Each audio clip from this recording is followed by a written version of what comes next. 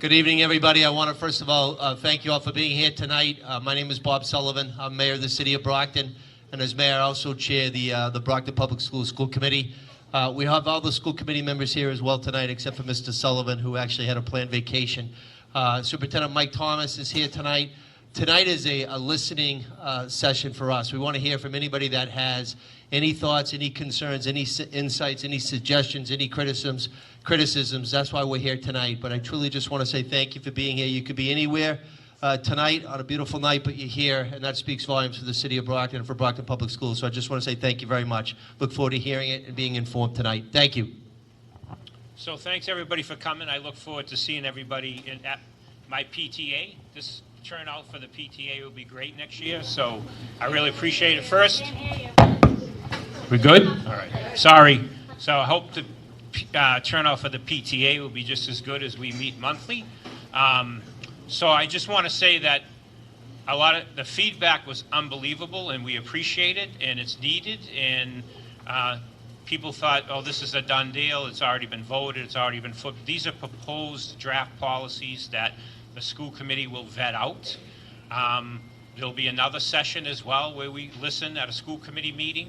And there'll be no vote taken until August, so we'll continue to hear feedback. Nothing here is set in stone. It's a discussion about, first, how do we change Brockton High to make it better? Because I think everybody here wants to do that.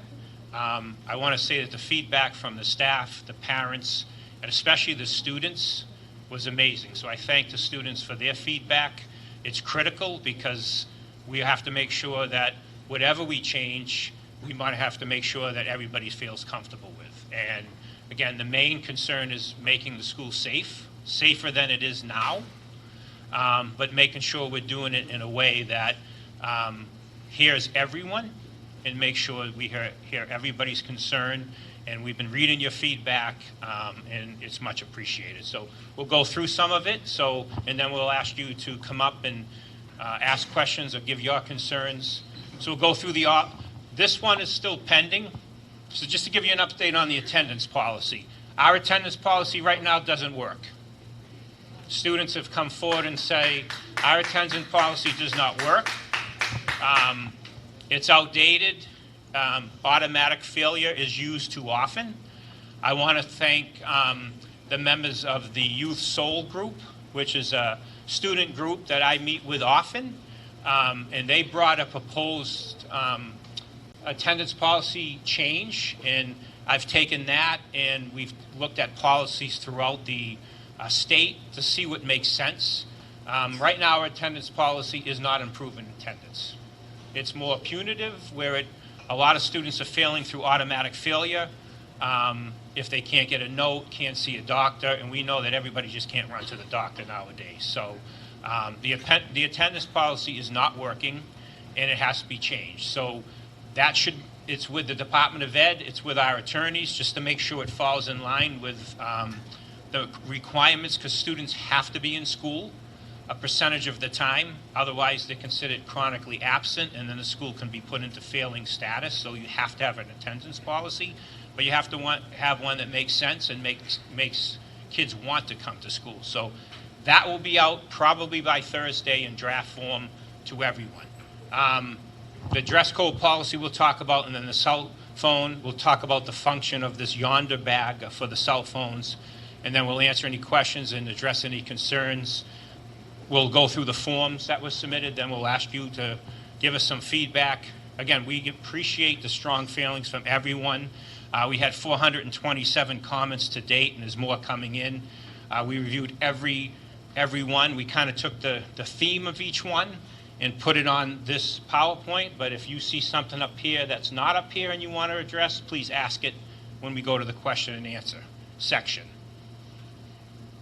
So attendance policy, again, I just said this. We want to make sure it's flexible, it works for students.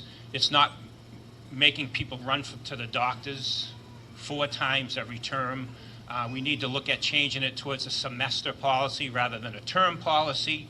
It just, it's not working. So what do? We have to fix it. We have to make it more user-friendly, but we still have to hold students accountable to come to school. And that's something we obviously have to do, but we have to do it in a more responsible and caring way. So that, again, will come out by Thursday.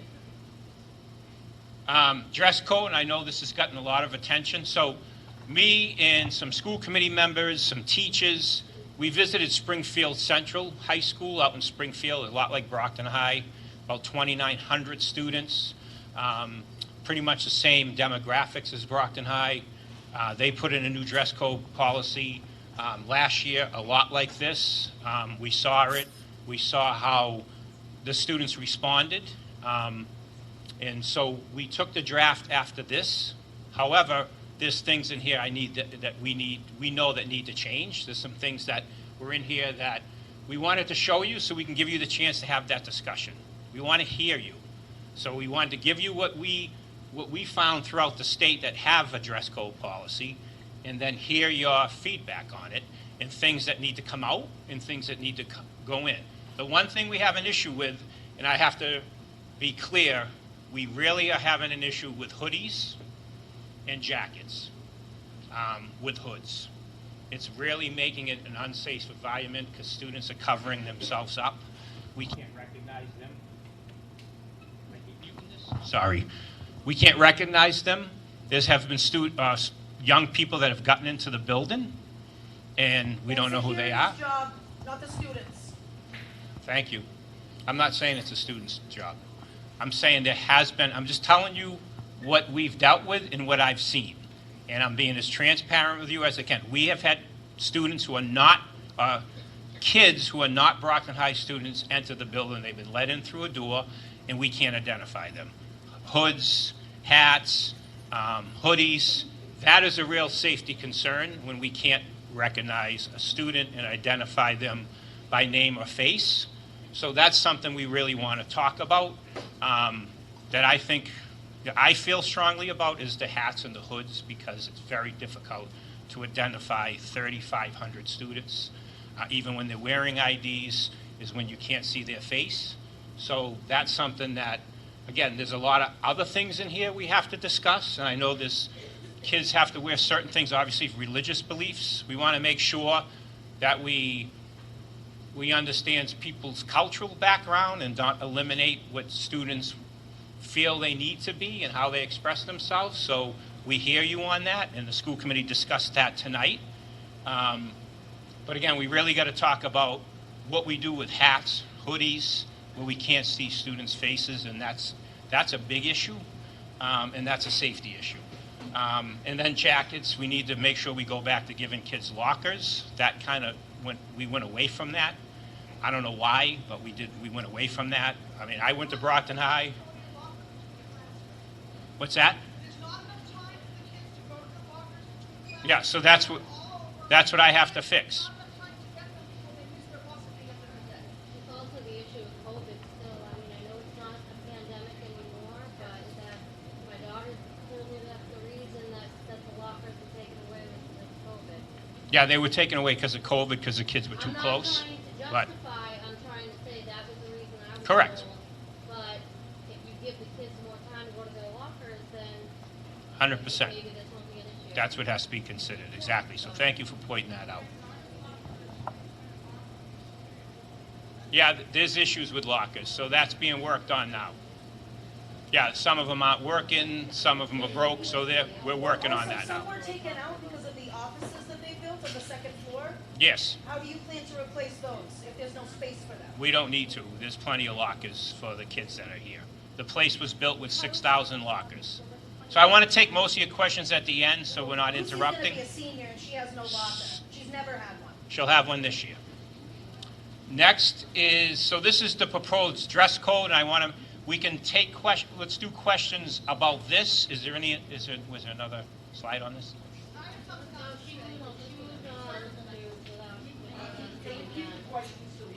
Yeah, we're gonna, when I'm done with this section, people can ask questions. We're gonna take questions at the end so we can, from each one. What's that? Okay, this is the next one. Again, about enforcement. We have to be more basically positive reinforcement instead of being so negative with students about when they do something wrong. Vicky, you keep laughing, but that's why I'm coming here, to change things. I sure hope so. Change Mr. things. I hear what you're saying. I had sure Vicky hope so. I had Vicky at East Junior High, so she and I know each other well. And and I've heard her concerns. I hear your concerns, and basically that's why I'm coming here, to change things. So I know you laugh, but there are things we have to do to change the culture and climate of the school. And again, how we enforce rules, how we talk to kids, how we approach students. Okay, how does staff interact with students? How do I interact with students? It can all be negative. Okay, we need to figure out how we spend time on the new culture and climate of Brockton High that's respectful, accountable, okay, and that's for both students and staff. That's staff to staff, staff to students, obviously, and student to student, and student to staff. It all has to be one large group, and I need parents involved in that. I welcome parents to come up here and work with us.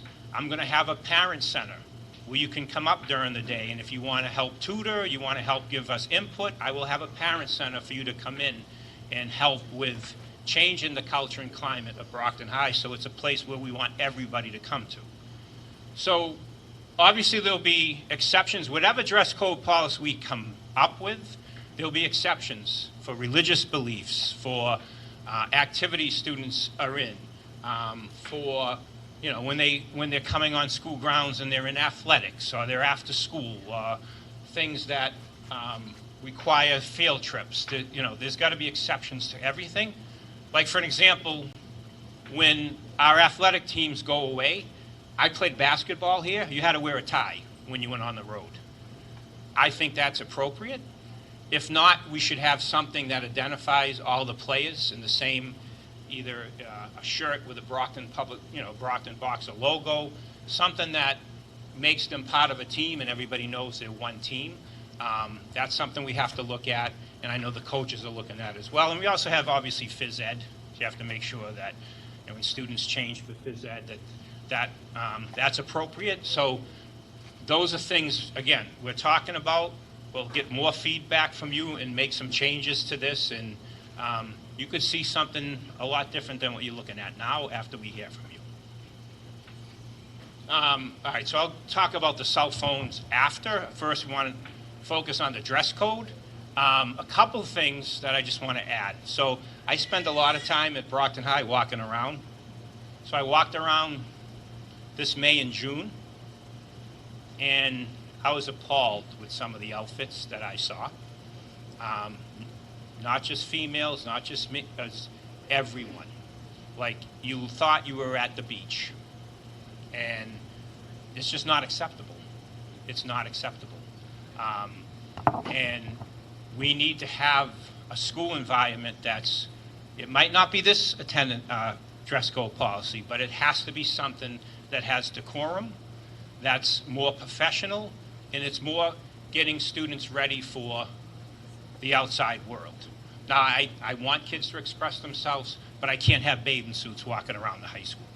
That's something, and we have to remember, it's not just females, it's not just males, it's non-binary, it's all our students that we have to represent and make sure they feel comfortable here.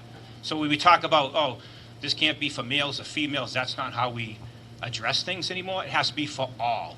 It has to make sense for all. So, Tracy, who has the microphone? Any school committee members want to add anything? So I don't want to be the one just rambling all the time. Yeah, do you want? Good evening, everybody. Hi, my name is Kathy Ehlers. I'm the vice chair of the school committee.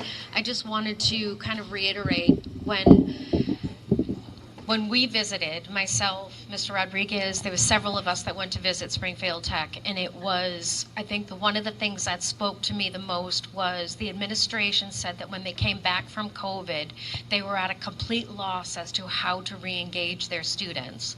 Every single time a teacher turned around to put a assignment on the board, they'd turn back and their cell phones would be on their desk in front of them, and they would have completely lost all attention. After they rolled out these policies, it leveled the playing field for every single student. And the engagement, at the time, the engagement increased 65%, and they weren't even in their first full year. And so I just want to reiterate what Superintendent Thomas said, is that we're here to keep the safety of your children as our number one priority. And sometimes it feels like, we're trying to tell them what to wear or what to do. But the reality is, at the end of the day, we have students that are coming into the school with hoodies, with pockets, and they're coming in with, dangerous devices that, we shouldn't even have to think about, but we do. No, it's not. No, we do realize that.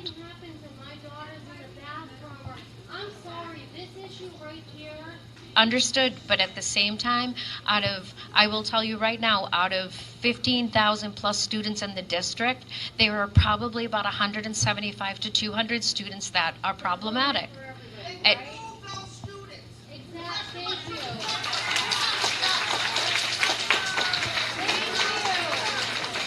Yes, and that would be, and if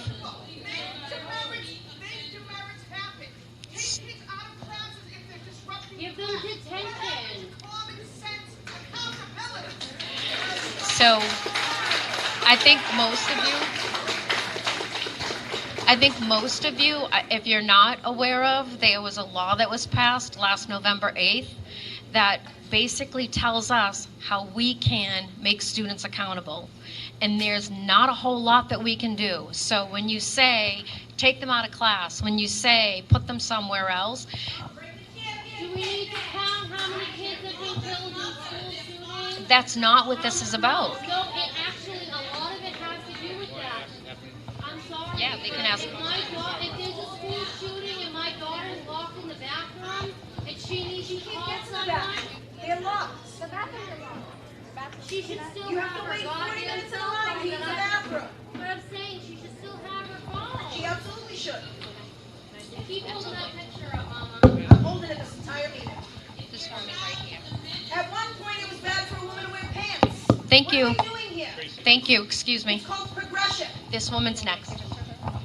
Thank you for gathering us all tonight. Time to pass it around the whole room because We'll take about 15 questions for this, and then again, your feedback will be, So thank you for taking the time to get us all here together. Clearly, from the size of this crowd and the concerns here, it was long overdue. And we, you know it, we know it, and so we do appreciate moving in the right direction.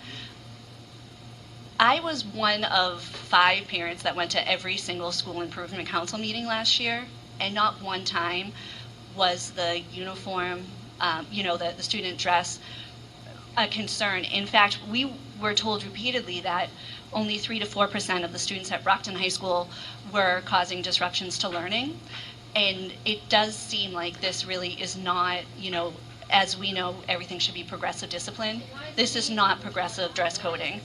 This, it seems like the dress code that was in place, was very common sense, made sense, but I feel like somewhere along the way, the adults, they weren't able to lead. They weren't able to have uncomfortable conversations with students. We weren't, holding some parents accountable for how their children were coming to school. And we all know, we've all gone to school sometimes, maybe with a different outfit in the backpack or whatever, but parents need to be aware. If we want to hold the students accountable, we also need to hold the parents accountable.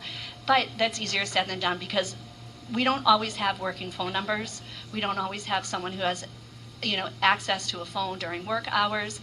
I really think that the students of Brockton High School are exceptional. I think they care. I think we've annihilated them with COVID, especially this district. It took us way too long to get them back. The social emotional learning of these the children is just so impacted. And we have the kids that are just coming out of anxiety, just coming out of depression, just coming out of major mental health issues. And some people, sadly, some of these kids are still in it. If they're not literally comfortable in what they're wearing, it's not going to be good. I've had numerous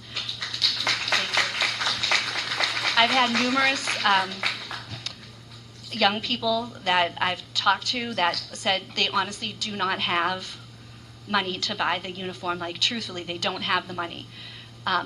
They don't have it. And a lot of the high school kids, if they want a special sweatshirt, or if they want a special pair of pants or sneakers, at Brockton High School in this community, it's the students that are purchasing those. It's, you know, their families are able to provide them, you know, with some necessities, and in some cases, not at all. And telling people, another thing that, and this will be my last comment, I know there's lots of people who want to speak, so thank you. I'm honestly, like, the number one thing that I'm so fed up about, and I'm a teacher myself, I've been teaching in urban district for 20 years, is I'm so fed up with us saying we need the good kids to step up. We need these good kids to step up. I'm sorry, but how much more can we ask? They're in the 10th percentile of the class. They don't have any demerits. They're getting to school on time. They're participating in class. They're ignoring the nonsense. We don't need them to step up anymore. They've stepped up. They've stepped up through COVID. They've stepped up through, you know, principal changes, through so many, you know, ACEs, right? Adverse childhood experiences. Every single child in this room has had those because of COVID. This dress code is just going too far. It's just, we need to try to go back to what they had and have those tough conversations. But thank you for your time.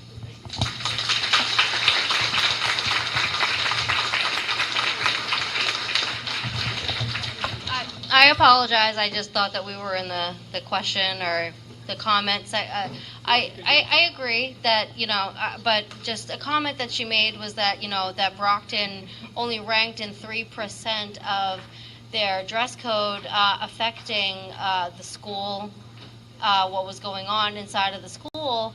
And so I get it, you know, let's implement a system where we give them lockers again to put away the things that you don't want, the hoodies, the jackets, all of the things that give you concern. But I mean, I can tell you right now, giving my kids a dress code like this it's not going to work. I can tell you that right now. And also, the kids that can't afford it, or the kids that have to pay for it themselves, or even mentioning mental health and stuff like that, provide them the services. There are so many services out there. I mean, in Brockton alone, I don't think anybody realizes the resources that we are so lucky to have in this city, that if this is really something that you guys are considering, and I really hope it's not, but something that you guys could consider, the mental health or the resources for this kind of dress code, that you guys as the school could reach out to, instead of making us parents, or the parents that, I mean, I'm sorry, the parents that aren't here tonight, the parents that obviously don't care enough to be here to make their voice heard. Hey, listen, I worked a 10-hour day, and I was still here. I'm just saying, listen, that's fine. Listen, I've been cheering you on all night. You don't have to bring me down. All right, we listen. There doesn't need to be an argument. That's perfectly fine. You can't lie. There are parents out there who don't care enough. I had a teacher tell me just this past... All right, we got to keep it to That's what we're perfectly focused fine, on. but I had a teacher himself tell me. Okay, I will yell if I have to. There was a teacher who told me himself that there were parents who didn't care that their kid was going to fail because of the attendance policy. I'm just saying, that's fine, but I'm just saying, don't come at me when here I am, I'm clapping you on, here I am trying to help you out. That's perfectly fine. I'm not fucking judging! all right. Turn it up. All right, let's everybody settle down. Let's everybody settle down. Can we got to settle down. We got to settle down, otherwise we're going to have to ask you to leave. You got to settle down. You can't use the F word when I have kids in the room. Listen. I think this discourse is great. This is why we wanted you here. This is why we wanted to have respectful discourse. We don't want to put other parents down because they weren't here. We don't want to use the F word. We want to have... Thank you. I know everybody, I want everybody to be passionate. We all want your passion. We all want your feedback. That's why we're here discussing this. I keep muting this thing. We are not going to make Brockton High better without this. You're not going to make it better without this discourse from everyone, from everybody's different backgrounds, from everybody's different perspective. We can't put people down. If we're going to bring Brockton back, we have to have this discourse, we have to have these meetings, and I have to hear from you. Not just today, not just in August, but September, October, November, December, all the way through the year, we have to discuss when issues are going on. So if something happens at the school where there's a major fight or a student gets in the building, I need to have a meeting within the next few days, and we need to discuss it and how do we make things better. I am no savior. I'm far from it. I'm just a guy from Brockton that thinks it's important to get Brockton High back to where it needs to be. That's why I took the principal's job, because right now my important job is to bring Brockton High back and make it safe and make it work for all students, whether they're all A's and AP or they're struggling or they're going to a career or college. We need to make it better for everybody. That's why this discourse is good, but we can't attack each other, because that's not doing any of us any good, attacking each other.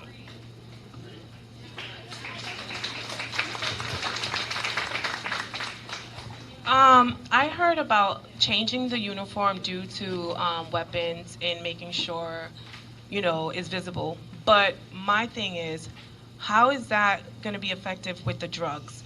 Because vape in this school is a big thing, and I had a daughter that had plenty of vapes with her, and when I brought it to the school attention, they said, well, it's not metal, so we can't really go through the metal detectors and just go through her bags. But how is that going to change with the dress code? So it's a good point. Vaping's out of control. That's another issue we have to tackle. It's in the bathrooms. We do now have vape detectors installed in all bathrooms, which will send an alert to the computers and the phones of floor teachers and administrators, but that has to be tackled. There's also a major issue with gummies and marijuana, edible marijuana things. I mean, I get a report every time a fire department has to report to a school for an issue, a health issue, or obviously a fire drill. So it comes through a text in my phone. I get a ton, not only here at Brockton High, but at middle schools, of kids going to the bathroom, eating a marijuana gummy. They don't know what it's going to do to them, and they end up, their heart rate goes up. They have to go to the nurse. So this is an issue. This is a community issue that we also need to talk about before school starts and during school, how we address, because vaping, as you know, we filed a lawsuit, and we ended up getting about $300,000 between the city and the school department. We did a class action lawsuit with about 3,000 school districts across the country. I know, yeah. And what they told me about how bad vaping is and how much nicotine that a child can induce in a short period of time is alarming. So that's another issue we really have to spend a lot of time on. But you're right, this dress code is not going to solve the problem of vaping. Nope, not at all. Go ahead. Hey, I'm a senior going in for class 24. Thanks for being here. Uh-huh. Thanks for being here. Of course. I wanted to voice three things. What's your name? Riley. Thanks, Riley. Go ahead. So the first thing I wanted to voice was about your connection to Springfield. I've looked it up, actually, as you were talking about it. The difference between Springfield and us is not only poverty, but the fact they have 8 schools and we have 1. Right. So you focused on the technical school, so that's science and tech, but they've had multiple different high schools and academies, and we only have Brockton High that we can go to for free. I mean, we moved Champion over to us starting, this year, and so we have to focus on how everyone in the city who goes to the high schools now has to be affected by one dress code. I also wanted to voice that a lot of what these students do is tied to the discipline that they receive. And I feel that even though a lot of the school's inappropriate dressing, as you want to put it. A lot of the teachers had nothing they wanted to voice about that. I mean, I understand that they might have found it disturbing, but if they did, kick them out of class. I mean, if it's a distraction to them, I understand. But throughout all of the years that I've been here, I don't think I've seen a student get kicked out of class for what they wore. Even if it was revealing, I think it's more important to focus on what the students want instead of disciplining them for something that doesn't need to be disciplined. Because the uniform policy feels more like a action of discipline towards what we've done so far instead of helping us of what we should be able to do. Thank you. Thank you, Ryan. And to end it off, I wanted to focus on the students' goals when it comes to uniform, because I've noticed that there's an entire petition that we've had over 800 signatures on. If you've been to thechange.org, thank you. It wasn't me, but I signed it. It's very informative of how they think they should change uniform policy, and I can send you to that Please. if you want. Yep. Of course. But the students have voiced their concern about this stuff, including the phone policy, which if I will talk again, I will. I really want to voice on that one too. But it's more that students don't feel like they're getting their diversity anymore. I mean, I came into the school meeting so many different people by what they wore. I've had a friend who his entire style is just what he wears. And changing that, I'm going to not be able to see him anymore. I'm going to see someone else. I want to see everyone here have their own voice in what they wear instead of a polo t-shirt and khaki pants. Because personally speaking, I don't look good in that. So I want to I want to wear what I want to wear. I don't want to wear what I was told to wear. And I understand that, if it was a private school, sure, but I don't think you're going to have 5,000 public students agree to one specific genre of clothing, and if we don't wear it, we're gone. Where do we go for school? Because Norfolk Ag we have to commute to, Cardinal we have to pay for, Southeastern we have to apply for, and we don't have college options really for that one. And Brockton High is the one school that I enjoy going to because it's the only school I can go to. But I still love it here. Thank you. That's great to hear. But yeah, that's all I wanted to say. Thank you very much. I appreciate it. I agree. Yep. You.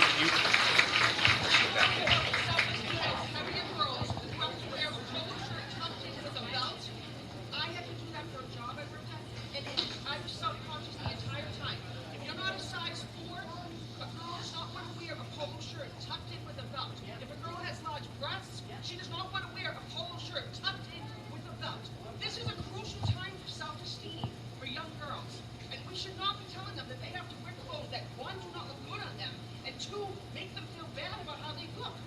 Thank you. I'm all for standards, but you have to let them wear what they want within the standards of not showing too much breast, or not having the skirt be too short, or not covering their face, whatever.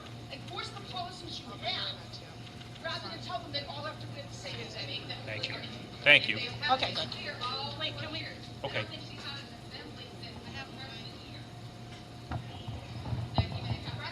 Hi, I just have 2 comments and a question, please. My first comment is that I think that Brockton High School is a fabulous school. Brockton High School has graduated doctors, lawyers, electricians, carpenters, people from the trade. My second statement is that I want us, as a Haitian American, and I know there are many people from different backgrounds here, Haiti, Cape Verde, Portugal, Nigeria, Ghana. I want to say that I'm not ashamed to say that I represent some of the parents who were not able to be here this evening because they work multiple jobs in order to put food on the table, and it doesn't mean that they don't care. This is a large immigrant population of students that go to Brockton High, and because their parents aren't here doesn't mean they don't care. My question to yourself and the school committee is, can you please speak, I'm just going to shift gears to the cell phone policy. Can you please speak specifically to the data that you've collected as it pertains to how safe our students would be without having a cell phone?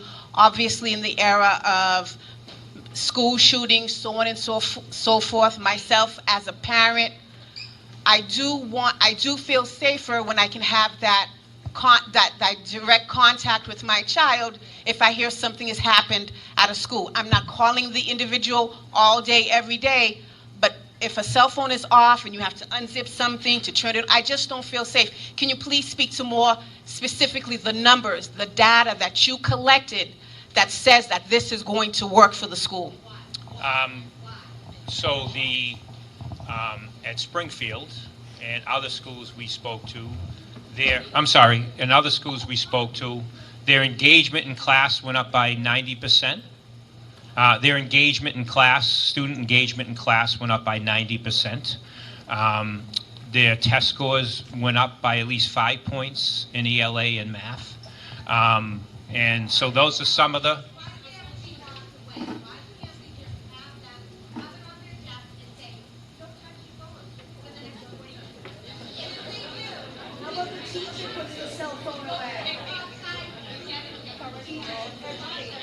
All right, can we just finish with the dress code if anybody has any other questions, and then we can move on to cell phone. I want to go finish one thing and then move to cell phone. So dress code. Oh, you got him? Oh, do you?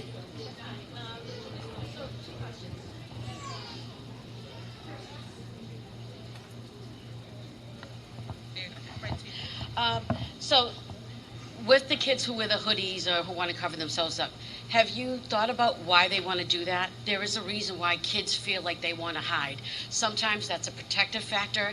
There are kids who don't want to be seen by other kids, either because they're being bullied, either because they're afraid of whatever situation is going on and they don't want to be seen, or sometimes they just are so depressed that that's their safety mechanism. So how are you planning to tackle that? That's my first question. Number two, and to Mr. Riley, thank you so very much. How much input have you had from the actual students? I mean, from first graders, because I have conversation with first graders all the way up until college level. They all have these same issues. They all have these same concerns, and obviously in different scopes, but they all have these same concerns. So have you been speaking to first graders? Have you been speaking to seniors? And what was the outcome So of the that? most feedback we got on the dress code policy had come from the students and will continue to. I did not talk to first graders about a high school dress code. I did not. Well, but this isn't just a high school problem. So in middle school, I have had to give girls shirts because they will just wear a bra. And while I don't agree with this, I do agree that we have to have some sort of order, right? However, not at the expense of mental health, not at the expense of the kid's personal agency. And that's what this is. You're telling these kids that, look, what you believe, what you think doesn't make a difference because it's all about us. And then that's this whole past year has been all about us. Interesting. Thank you. Go ahead.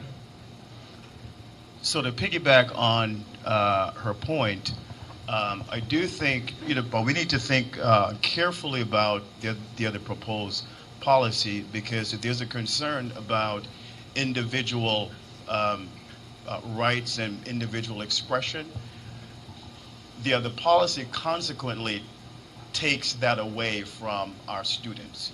And we know that we have a very diverse population of students in the district, and it's important to allow them to have that individual expression where attire and color is concerned.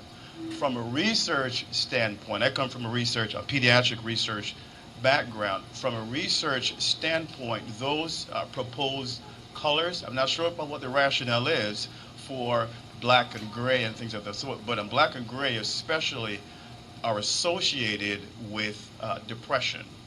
So we really need to think about the social, emotional, mental, and psychological impact of those proposed colors. I do have two questions on the other policy. So there is an exemption that's built into it. So my question is, who has the authority to grant the exemption? And what's the process for seeking that exemption? And what's the criteria for evaluating whether or not an individual is going to get that expression, that exemption. My other question is on the hoodie and the jacket. So the rationale that we've heard so far is that there are individuals not associated with Brockton High who is coming into the building, and staff and security are not able to identify these individuals. And so one way to mitigate that is to require that students not wear hoodie and jackets while they're in the building. Could you speak a little bit about what the school is doing to balance that approach? So we get it, to mitigate, no jacket, no pants, hoodie. But I'm sorry, pants is required. No jacket, no hoodie. But on the other side, could you say a little bit about what the district is doing to address these individuals gaining access into the building? So what else can be done? What else are we doing instead of putting the onus on that entirely on the student population by taking away their freedom to have that particular attire? So it's twofold. One is there's about 85 exit doors here. Unfortunately, we can't have a staff member at every door. So in students, 3,500 students are passing through. Unfortunately, they'll be texted by somebody to be let in the building. They're let in, and then obviously we have to identify that student if they don't have an ID on. And so that's an issue. Another issue is we've had some major fights, and we've had some students get jumped, and it's from Brockton High students, and their hoods would be on and covered, their face would be covered, and they'll attack another student and run, and then there's been time we haven't been able to identify them through the cameras that we have throughout the building because their face is covered with a hood, so that's another issue we've dealt with. But as far as the exemptions, those would be given by the associate principals or the principal for religious beliefs, for anything medical, anything related to a student's IEP or 504. Those would be accommodations made, not only for the dress code, but also for the cell phone policy as well. Because some students, and this is not, like if a teacher wants the students in class to use their cell phone for an educational project or experience, that would be allowed.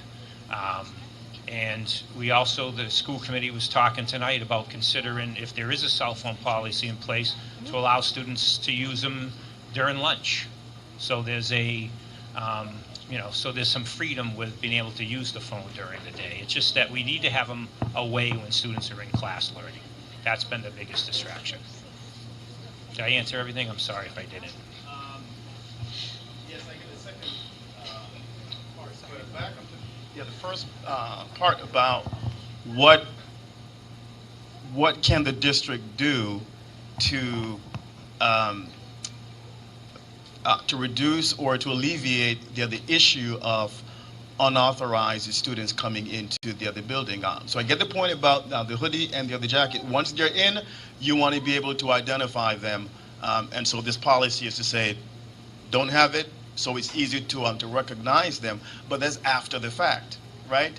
They're already here, so you can identify them if no one's wearing hoodie and the jacket. So my question is, before they come in, what can the district do, or what additional steps can the district take to prevent them from coming in so we don't have to resort to our students not having to wear hoodie and jacket? The first thing, IDs have to be visible. We have to make sure they're on. That's everyone that has to be followed through. Secondly is we have to, all students here, because there's a lot of students that don't love it here. Let's be honest, they do not love Brockton High. And when they don't love where they go to school, when they don't feel wanted or they don't feel safe, they will let another kid into the building. Because it's not, I can't have a security guard at every door, obviously. So my point is, what are we doing? Because the first line of defense to keep a school safe are students, because they're the ones that tell you when there's something wrong. They're the ones that tell you if there's a fight that is going to go down. But they're not going to tell you if they don't have a relationship with a staff member that they think cares about them. So that's one of the first things we need to do, is make sure the students who don't love coming to school here need to be heard, they need to be cared for and supported, and they're not going to let, because they love the school, they're not going to let a student in that they know is going to try to do harm. So that's things we have to work on, and that's relationships. The first thing that keeps a school safe is relationships. We have over 400 cameras in this building, inside and out, everywhere. High definition, those are nice to keep a school safe, but that's not the only thing. Right, we have a ton, right? Relationships. Right, it's relationships. Go ahead. Okay. Hi. Hi. My name is Lucy, and I'm a senior here. And I just wanted to say a Thanks few for things. No problem. The first thing is, why are we compared to Springfield when Brockton High will never be close to Springfield? And second of all, I know we need to cut down on some of the things that we wear because they are very exposing. But the student council said that we are trying to prepare us for the future, and if we aren't allowed to wear what we want now as teenagers and children, why would we be able to do that as adults when we have to have actual jobs where we can't wear that stuff, like we have to have uniforms like doctors and police officers? Thank you. Thank you. We appreciate you being here and your input. Anybody else from the students? Is anybody else? Oh, there's a couple over here. So we're going to do 3 more questions on this and then move to the cell phones. Oh, go ahead. Yeah. I'm Ozzie Jordan. I used to be on the school committee. Uniforms. I hear some people talking about costs for uniforms. All right, the gentleman there has a jacket on. This is the type of shirt that people would wear, including the females. All right. If you buy 10 uniforms for the year, how much does it cost you for clothing for these kids for each one of the different parts of the year? It's only 2 times you really have to buy your uniforms. And it's worked in many a place. Okay, that by having those, that's one less thing for them to argue about, compare, etc. That's one piece. The ID system here works. You got to understand, all these doors have to be left to a point on an emergency you can walk out the door. So that means all day long someone would have to be standing at a door to keep people from letting people in, because that does happen, unfortunately. And these are things that where the kids themselves could, when they see something, say something. All right? But these are things that people don't think about.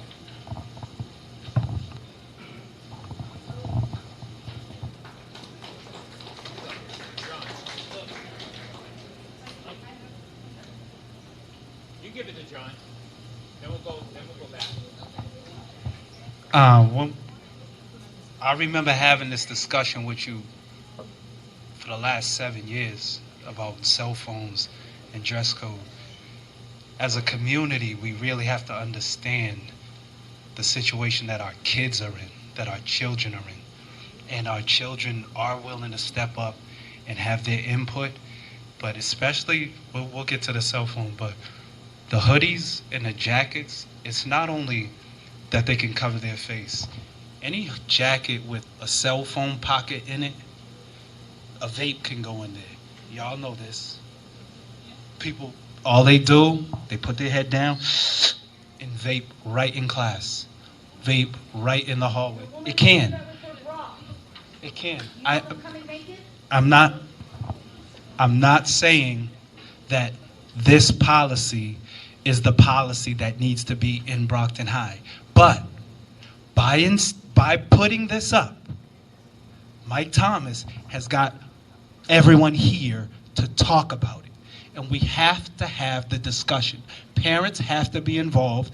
Children Our students have to be involved, and we have to be able to have a respectful conversation around what's going on with our children. Because if you do come into the school, and I've been in these schools, every single school throughout the district. I've been in for the last 10 years, from kindergarten all the way to the high school.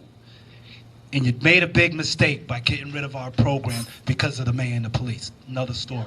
But when you have our kids in an unsafe situation, where you have kids wearing messages that are gang related, and if you think that there isn't a gang problem here in Brockton, you're crazy. So we have kids who are dying out there. And when they die, it comes in here. And everybody will wear a t-shirt in that person's name. And that is almost a guaranteed brawl in the school. And so we have to remove some of that. And when it comes to the cell phones, anyone that has gone to Brockton High School, you know what this school can be. First of all, if you come to this school and you take advantage of all of the resources available, you can go to any school in the world. The problem is for students like my kids, black and brown students, I'm going to be specific. For black and brown students, when they come in this building, it's unsafe. It's very unsafe. Because now you have to choose between going this way and that way. And it's not as easy as, you know what, I should be doing the right thing. There's a lot of influence here.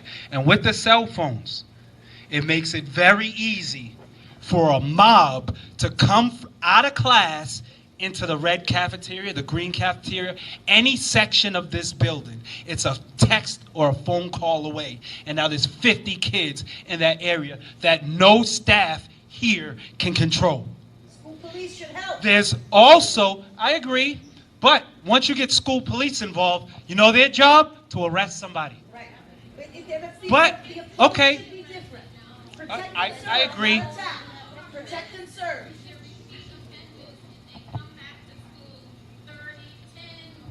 And with that, that's on you. That's on Mike Thomas, Cindy Burns, to start getting in touch with parents the first time something happens, and not wait until a child has 18, 21, 40. I sit in meetings with you and parents. I come to this school and other schools and sit in meetings with parents and kids. And a parent will say, well, I've never got a call. Well, your child has 103 write-ups. How does that happen? So we know that there are a lot of things that need, and I'm one of the most critical people of the school system. But this is a good thing. We have to get involved in a positive way so that our kids can have a safe school. I had one daughter, Senator Southeastern. My other daughter, Senator New Heights. My son is in New Heights. I want to be able to send my last two children here. But the way that this school exists, there's no way. My children are honor roll and tag kids. They're not stepping foot in here. And I'm taking away their opportunities, because this building belongs to the community. Yep. And so if you do know other parents that want to be involved, get them involved. If you want to look to change this policy and you say this isn't for our kids, okay, well, let's sit down and have a conversation. Let Mike Thomas know. We as parents want to come in and be active in fleshing this out and making it safe for everybody, because you know the way our kids are coming in, that ain't right. Boys and girls. It's not right. All together. And I'm not saying it's everybody's kid, but it's not right. And we have to deal with the cell phone policy too, or else our children will not be safe. Peace. Thank you.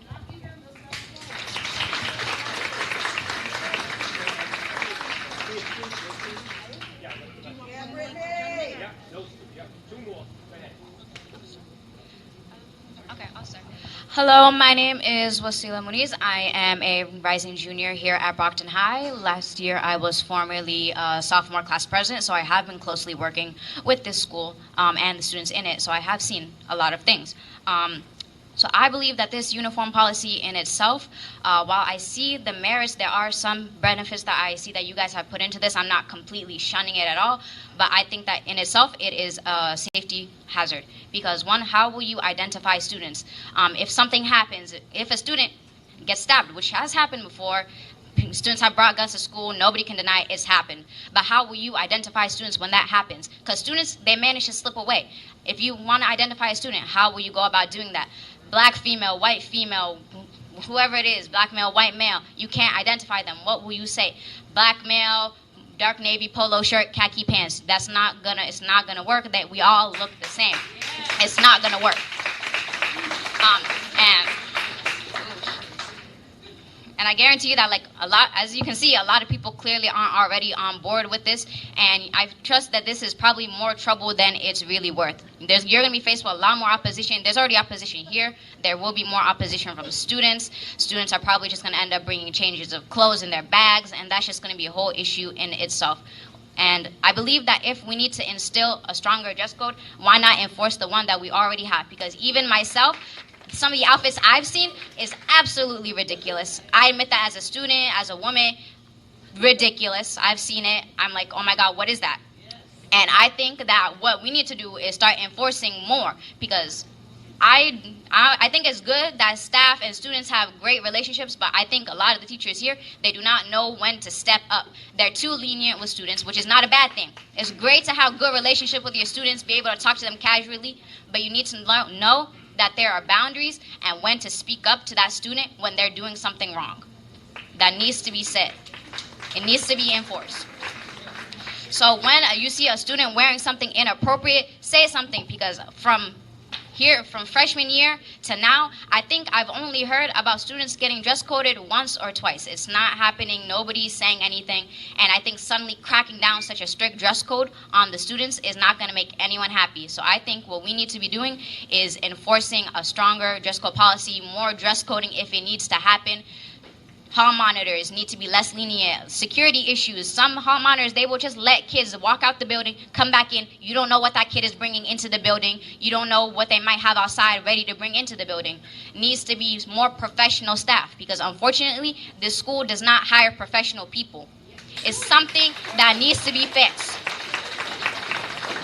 This school needs to go, I don't know what the hiring process is. Maybe people with better resumes, better standards, but the people that are being hired are, honestly, I feel like just people off the street. Random people that you're just letting to come in and dictate things, which I don't think is okay. We need people with higher standards, higher morals, who are going to crack down on the kids when need be. I'm a student here myself. If I'm doing something wrong, I want somebody to come up and tell me, hey, that's not okay. But the staff here don't do that. They just let everything slide. There needs to be stricter things here. Especially for like people are saying, repeat offenders. If you keep repeating, send these kids out of here. They don't belong here. But for the dress code, I don't think this dress code will make anyone happy. Students like to express themselves with their clothing and their accessories. Suddenly making them all wear the same thing, it's just going to displease everyone. We need to make a stricter dress code policy. Not like this one, but just crack down on the one we already have. Call out students, dress code them, have their parents bring a change of clothes, have the nurse's office provide more clothing. Something, anything besides this. That's all I have to say. Thank you, everyone.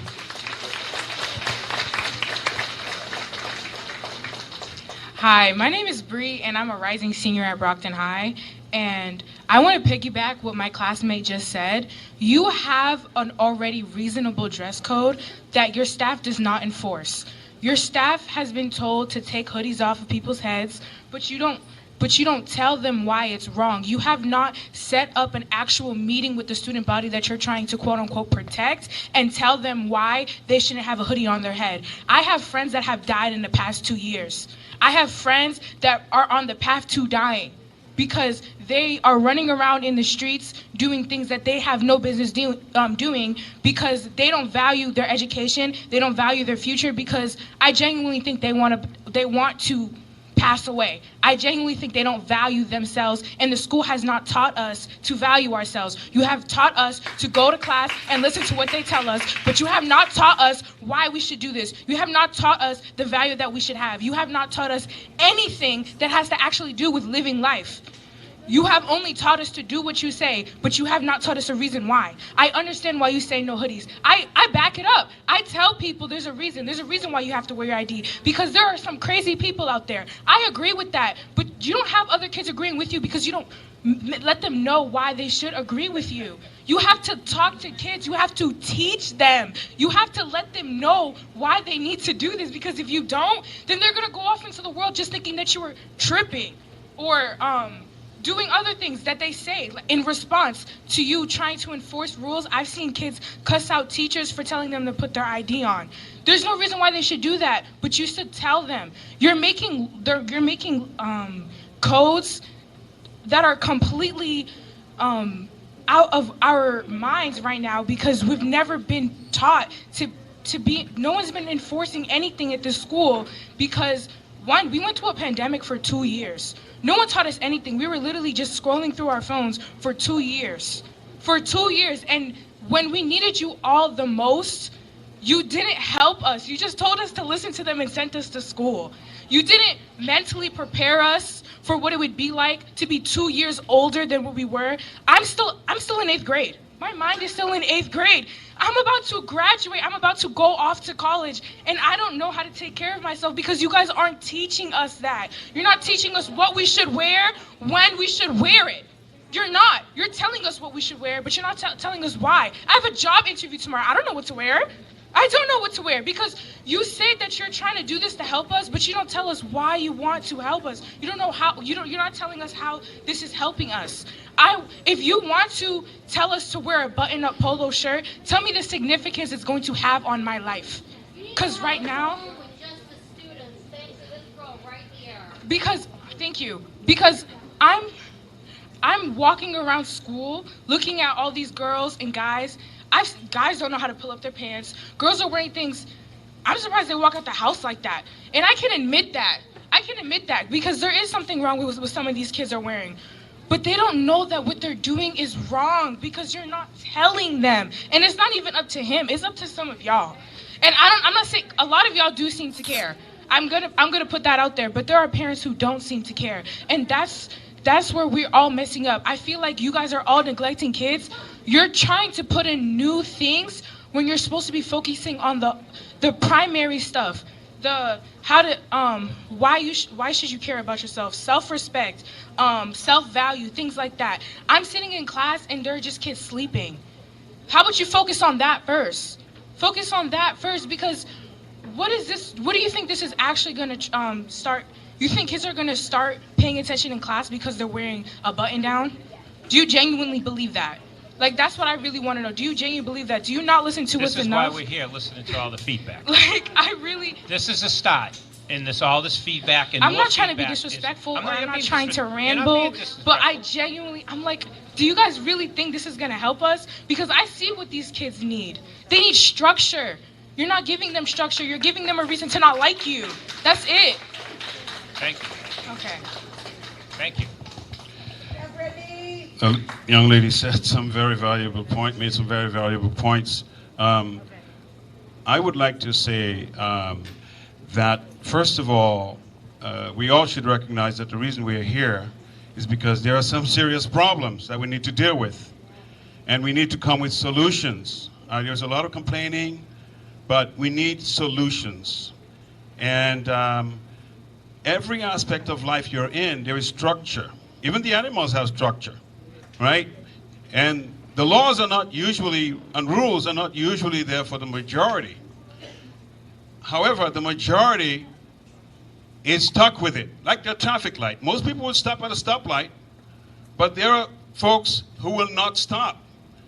So you have to have traffic lights. You have to have stoplights, right? It's not for the majority of people, but it's for the few that will not be respectful to the community and their fellow citizens, right? So you have to have rules and policies that are not necessarily going to be pleasing to everyone. And so, in my opinion, looking at an example of another school where the policies work, and again, not that you have to apply them all here, we can take a lot of good from that. Now, it's not going to make everybody happy, but so is the traffic light. I hate stopping at traffic lights, but I have to stop, right? So we have to look at the what we are trying to do for the kids. Everyone, human beings, need leadership. There's not one culture where there's not leadership. In every culture, even with the animals, there is leadership. We need leadership. And so we need to lead the adults, but the kids also need leadership. So they may not always agree with what, and we all parents, so we know they don't agree with us at home, right? So why do you think they're all going to agree with what's happening in school? We can't make them all happy. Okay, we need to have policies and rules in place that some of them are going to be disagreeing with. I don't want my kid having a cell phone in school, period. That's me. Now, you may disagree, and that's fine. It's just my opinion. It's a huge distraction, and we all know it. But what I'm trying to say is, let's try and bring solutions. Let us add our positive, suggestions to the pot and try and make this work for the kids. Fighting among ourselves doesn't help the kids, right? We all should come with a solution, with something we think is going to work, and stop picking on the things we think that's not going to work for 10 kids. We need to make it work for the school, and some kids, it may not work well for them. We'll deal with those 10 kids. We'll try and find a way to make them fit in. But we need to have policies that work for Brockton High School. Thank you. Thank you. So we're going to switch to the cell phone policy now, if we can. And then let me just say one thing. So more information will be sent out. We ask you to please take what you have for the current, this dress code policy, and send back feedback, send back changes you're recommending that fit us better. What's that? The form will be reopened tomorrow, and we'll send another blast text out to everyone. So, and an email again to students, to parents, and also text messages, so we can make sure that you can do the form again. And then if you can be very specific on things you want to see updated and changed, that would be very helpful for when we come back again, that we can put another draft, we maybe put 3 drafts up and talk about which one, sooner or later we have to make a decision. And the school,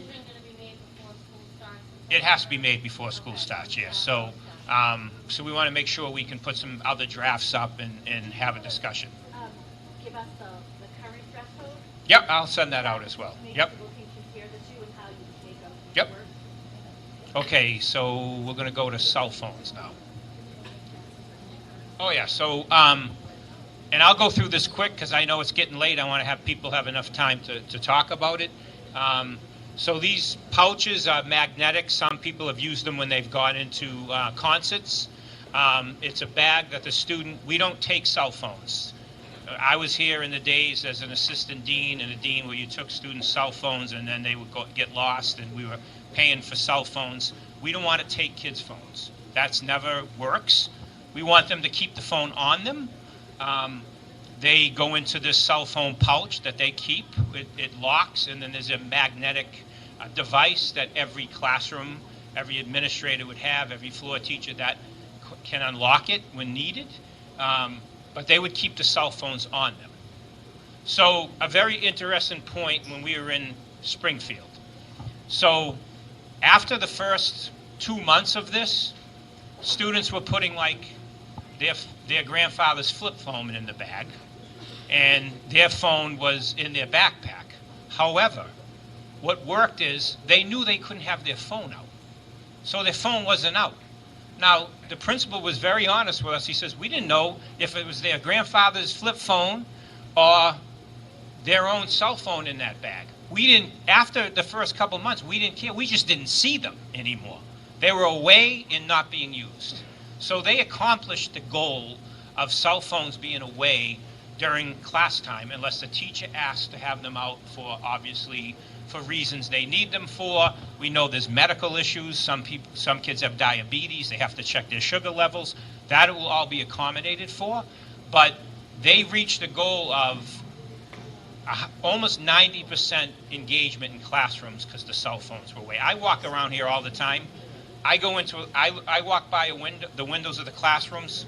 Pretty much every kid is on their phone when the teacher's at the board. However, so there's two things. We got to get phones put away, number one, and we have to make classrooms more engaging so they don't want to be on their phones. Yes. Because when I was in school, when I went to school here, if I had a cell phone, it was long before cell phones, I would have been seeing what the Celtics did last night at the basketball game and watching things like that. So we have to make sure we're engaging students, but we do have to get cell phones away because it really is distracting. So we're going to start here with cell phones, and we'll go from there. And then again, we'll open the form again for cell phones for your recommendations.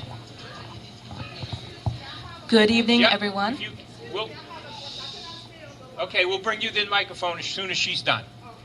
Good Thank evening, you. everyone. I'm a rising student at Brockton High School, a rising senior at Brockton High School. My name is Marinez. I acknowledge that cell phones are a gigantic problem. They have taken our class time away. They bring our teachers to tears, honestly, to try to get a student to just pay attention. And that's a problem. But why are we going to the absolute extremes when we had no policy in place? I would hear in the morning the announcements, and our principal would be telling us, oh, by the way, if you're on your phone during class, there will be consequences. But where are they? Who has ever gotten in real trouble for it? Nobody. No one. So we're going from here, a pretend policy that we hear about but never acted upon, to here where we cannot even glance at it. Brockton High School is a very large school. And with that, there are things that can happen, such as medical issues or, unfortunately, the incidents we have had. I was a witness to the stabbing that happened not too long ago. And my first thought was, dial 911 and, check where my sibling was to get off the school ground. This might not always be easy because some students will have to stay after school as well for clubs. Where does the phone policy end with that? I would also like to add, with the extremities we're reaching, why can't we come to a middle ground? Why can't, at the beginning of every period, we turn into our cell phones to the teacher? So in the event of an emergency, we can have them brought back. I don't understand. That's really my overriding question, and that really goes to the uniforms too. I'm a student who, I do my best to follow the rules. I think what I'm wearing right now would be agreed upon all that it's perfectly appropriate, yet it doesn't follow the polo and khaki pants rule. So why are we going to the extremities? It's not fair to the students who are fine. I have built relationships with my teachers, and I've been allowed to use my phone once my classwork was complete. Why wouldn't this be a more trust-building relationship to have with our teachers, that we have the ability to control ourselves? So at the end of class, they can give it back to us, and we don't automatically turn against them. Thank you. Thank you.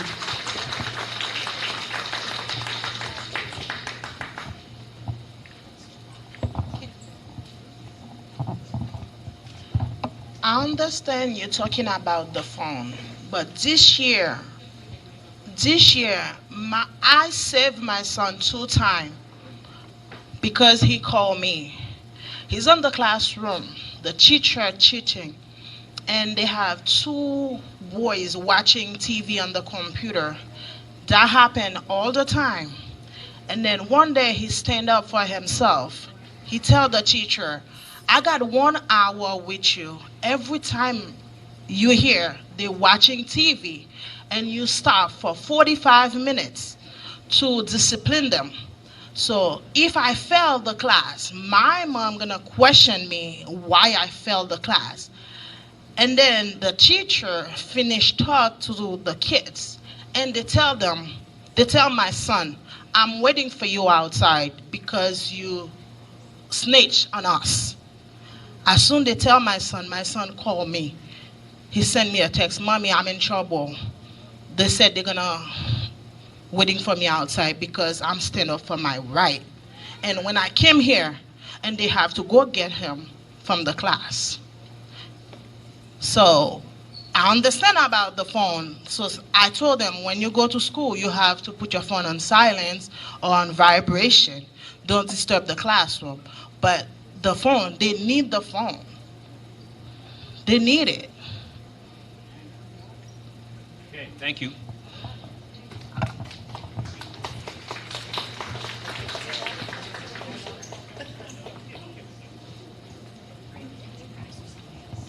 No, buttons don't mute it, okay? If you can step up. Right here.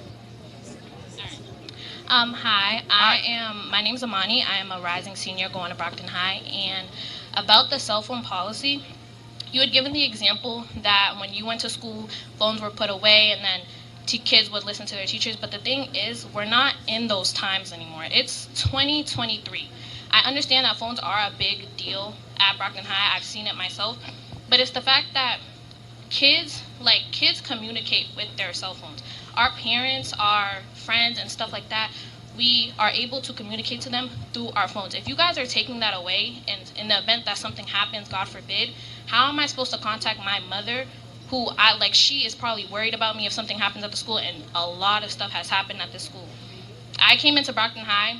Even before that, I was so excited to be here as an incoming freshman. It was like I was dreaming about it. There's videos of things where I was like, oh, I can't wait to come to Brockton High. But as time went on, I dread coming here. Like seriously. I understand. I love the education I'm getting, and I'm hoping that when I graduate, I'm able to go to college and have a successful career. But it's the fact that when I come here, I don't like being here. And I feel like for cell phones, if teachers are given the choice to put the phones away or to not put the phones away, I feel like that should be the teacher's choice. But to have all the kids not have connection to their phone, I feel like it's too much. You go from letting kids have their phones and not implementing the rules that were already put in place. And another example would be with the dress code. And now you're going to the extreme where we have to wear certain clothes, can't have our phones and stuff like that. I just feel like it's too much.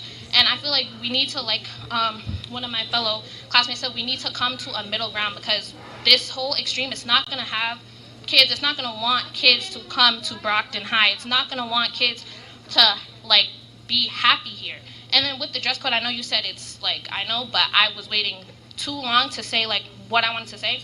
A lot of kids here have body dysmorphia, and that is a big thing within this school. We come to school in clothes that we feel comfortable in. That's the thing. If you guys are giving us clothes where a student might not feel comfortable, do you know what that will do to their mental health? That's the thing. You guys have to think of that. You can't just think of, oh, this will have kids not have hoodies, this, that. You have to think about how kids are going to feel about this as well. And also with the Deca store, we sell hoodies. We sell these wristbands that you guys are taking away.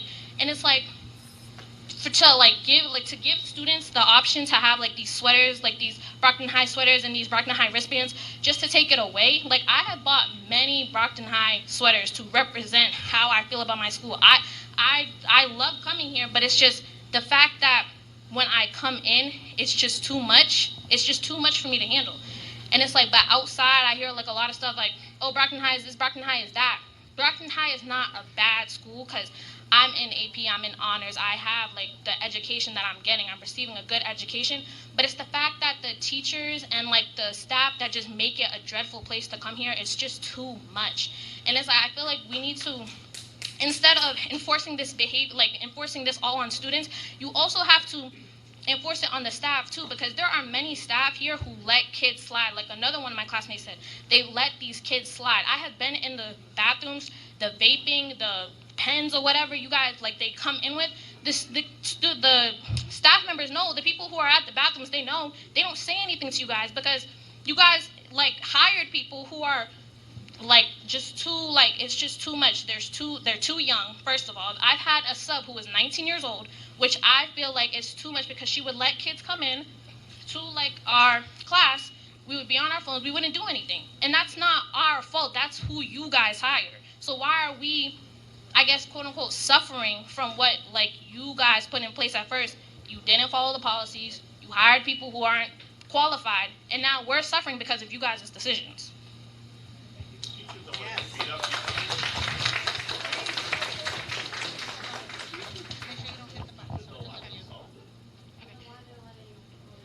Hi. So I'm not going to repeat what everybody has said already, but I do want to say kudos to all these kids that are up here talking to the adults and letting you guys know their opinion, and they're being very respectful. So kudos to all you guys. And sweetheart, I got you on the interview. Now, the last budget meeting, right? You talked about how there's a big drop in enrollments.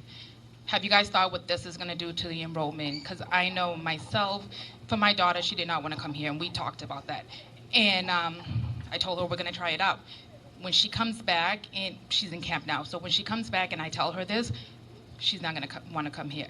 So chances are we're going to look for somewhere else for her to go, and I'm sure many parents will be doing the same thing. So how is that going to affect the budget? Because I'm sure you guys are thinking about it from a dollar point as far as how are you going to bring back these teachers, how are you going to bring back these counselors, how are you going to run the school if you don't have the enrollment and you're not getting the funding that you need to keep the school running. So that's just something that I want to know if you guys have thought about it. One more thing before you answer. You said there was data from Springfield. Is there data from Brockton to compare to Springfield? And if there is, can we see it? Can we all see the data? We can send you the data about student performance, attendance. I can get that. In regarding to suspension the rates. dress code? I can try to get as much information for the. I don't know what their system looks like and how they use it, but I can get there. All the data from Springfield, do you have all the data from Brockton to compare? So the data I have from Brockton is that we have to do something to make the school safer. So let me finish. I didn't interrupt you once, so let me finish. So this again is a dialogue and a discourse on coming together and figuring out.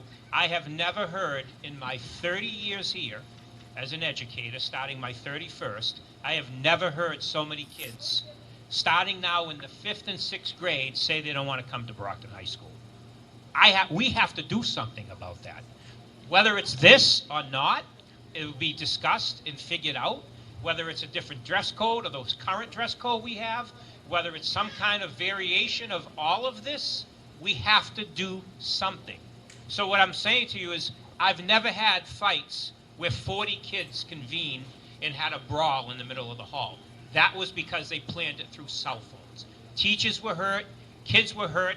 I am not sending police through the school to arrest kids all over the place. That's not their job.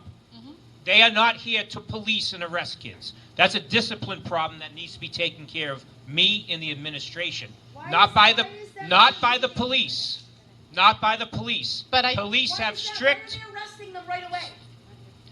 You didn't hear what he just said. All I'm just saying is, what I'm telling you is the police should not be in here policing. Okay? They are here for the extreme situations, because if I didn't have a cop here and something went down, you would come after me. So basically, I don't agree with taking police out of school, one. I think they need it for safety. But I do not agree with police stepping in for discipline matters that should be handled by administration. Police are not administration. They're not disciplinarians. They are used for the extreme. But let me tell you, because when a student had a gun in a school, I want a police officer here. I want a police officer here. But I do not want police arresting students for something that's a suspendable offense or something that they're late, or if it's a simple fight, they shouldn't be arrested. So, go ahead, sorry. One more thing. Can we be adults? Because we have kids watching.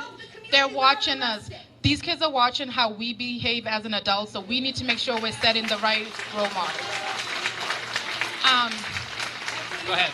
Thank you. And that's not a put down, but we just have to make sure that they're watching how we are behaving. The other thing that I I do. I graduated here from 2002.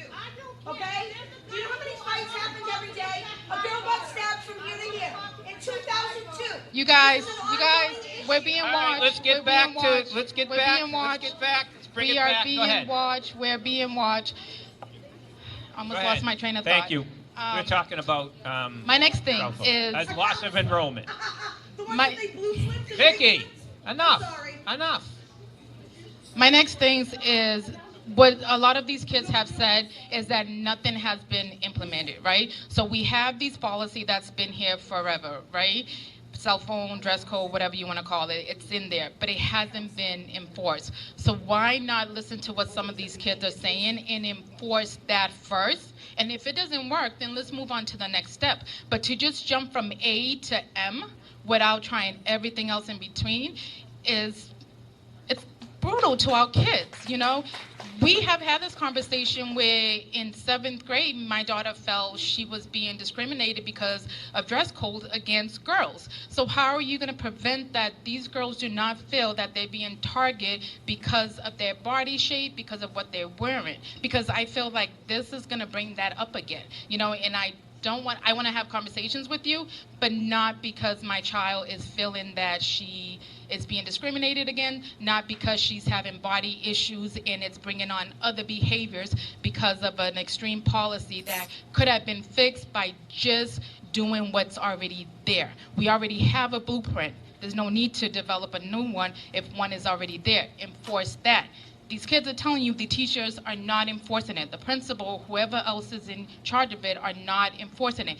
I don't get phone calls about my child, not because she's a good kid, but because I hear it from her. And then I have to be the one to call the teacher and say, what just happened? You know, so you guys need to go back to the drawing board. You guys need to go back to the blueprint. You guys need to fix what needs to be fixed already, and then we develop whatever needs to be developed. That's all. Thank you. Riley's back. Is it losing power? Is it? Oh. Sorry, I'm back. Hey everyone. I wanted to reiterate two things before I actually start. First off, again, we're children. Please just don't argue. I love everyone here, including Mrs. Giesta. She's one of my favorite people. Thank you. I love you, Riley. But again, we are influenced by everyone else and their actions as human beings. That's what we do. But I want to focus on two things, and it was what the last lady said. I'm sorry, I didn't get your name. But she focused on how students contacted their families before we were able to, like as the school would be able to contact them. When this email got out, my family was never contacted. I had to mention it to them first. And to this point, I never had the email unless it was through my school email. And it's during the summer. I don't check my email. I was just scrolling across, checking my Infinite Campus as a joke. Sorry. But again, my mom wanted to focus this too, is that she never got any information about any meetings or anything until much later than I already told her.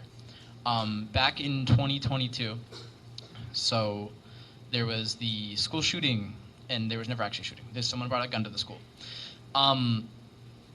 They never got a call home until after school.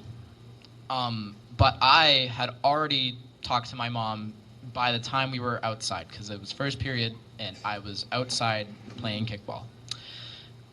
But we were outside for a while, and there wasn't much we could do. And so we used our phones to contact our families, because that's what you would do in that situation. With that being said, there's also other situations where I've contacted my family about a situation that's happened at the school, and nothing has come about it until after the school day has ended. And that is why I want to have a cell phone during school, I mean, I can admit I've used it during class, but most of the time I've been done with my work. I've study halls, teacher absent without a sub, places where we have nothing to do for an hour. So I will be sitting there, and this is if the proposal goes through, in a cafeteria for potentially 2 hours if 2 teachers are absent in a row doing nothing. And that, there's not much I can say on that. Read a book, sure. But to have the idea that I can be in a cafeteria for hours on end doing absolutely nothing except sitting there and calling that an education is a big no-no in my book, because I want to learn here. I've wanted to improve since my freshman year, and I have. Having a phone is able to contact my family throughout the day, telling them how my day's going. I've let my mom know how my day's gone. I've let my dad know how my day's gone. I've let everyone know how my circumstances are going in school, how there might be an issue, how I am currently reacting to a situation where I'm feeling anxiety. And anxiety is a big thing in our school. I've understand why there's a lot of talk about that. Not tonight, but in total. Mental health is a huge issue, and the student body has voiced that with their civics projects in sophomore year and so many other things that even I've taken part in to focus on our mental health, which is a big, prevalent issue with today's society. But my main and my true goal in getting up here was what we're going to do if we don't have a phone. Now, I wouldn't call myself a violent person. That's not anything to lead to anything. But there's a lot of students here who get rowdy, and they need something to calm them down. That being their phone, because they don't like to read books, or they don't have work to do because they're good students, but they might have issues with other people. I think everyone here has at least heard of a fight that's happened here. I mean, I've counted at least 24 fights that I've witnessed during my time here. And that's 24, if you know your dozens. But I really just, I want to voice that if we don't have phones, people want to find a way to entertain themselves. And if they have beef with people, they're going to start drama even without a phone. I understand that there might be mobs if you have phones, but I've seen fights happen without any prior contact to knowing that person. Yep. I've seen students throw hands like there's no tomorrow, and honestly, that's more concerning on the fact that it took a while for the staff or the police that we have patrolling to do anything about. A lot of Brockton High's issue stems from the fact that we have a lot of fights. I mean, you could go to any floor of the building, you could go to a classroom, you could go to the cafeterias, and there will be a fight. And sure, students record it. That's not cool. I get that. But that's another way to inform someone that, ooh, I might be in trouble if I know this person and they threaten to fight me. What am I going to do about it? I go to a staff member, but there's not much they can do. I've noticed that because I've seen people who have come to their staff members, their assistant deans, and they haven't done anything. I mean, I'm not one to tell on someone, but Mr. Foster, I love you, but you should put a pep in your step. Yeah,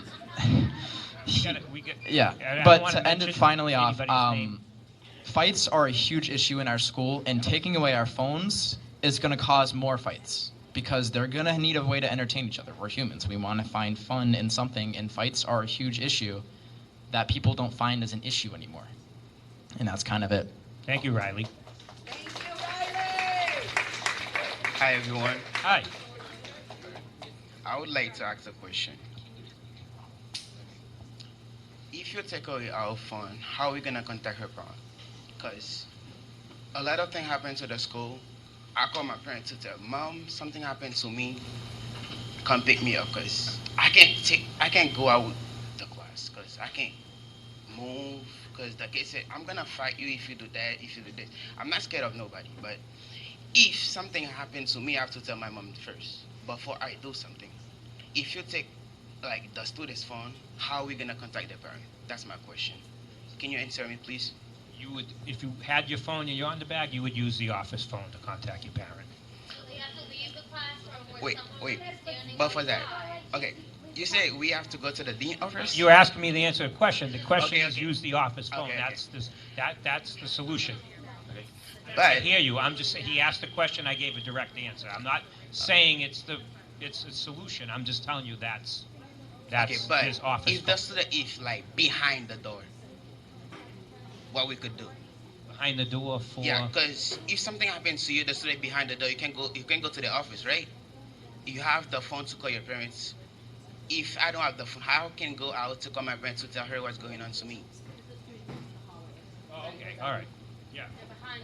Well, that should be done by staff because obviously it's good that you call your mother, but obviously your mother can't be right there to stop what's going on. It has to be the staff to help you. Okay, thank you. Thank you, though.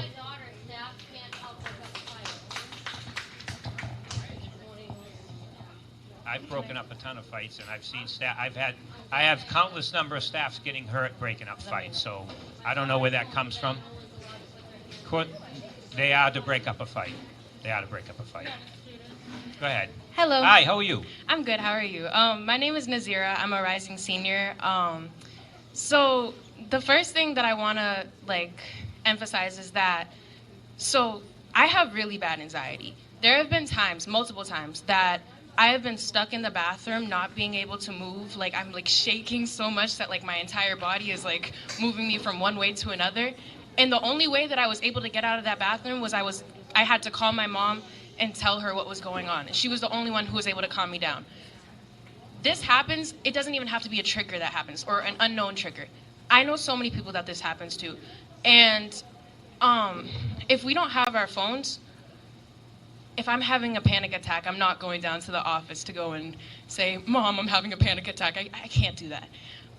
Another thing is safety. Last year, so with COVID, again, mental health and stuff, last year, there was at least one shooting threat that I could count a month. There would be so many times that I would go into class, there would be no one there because they were all scared to get shot.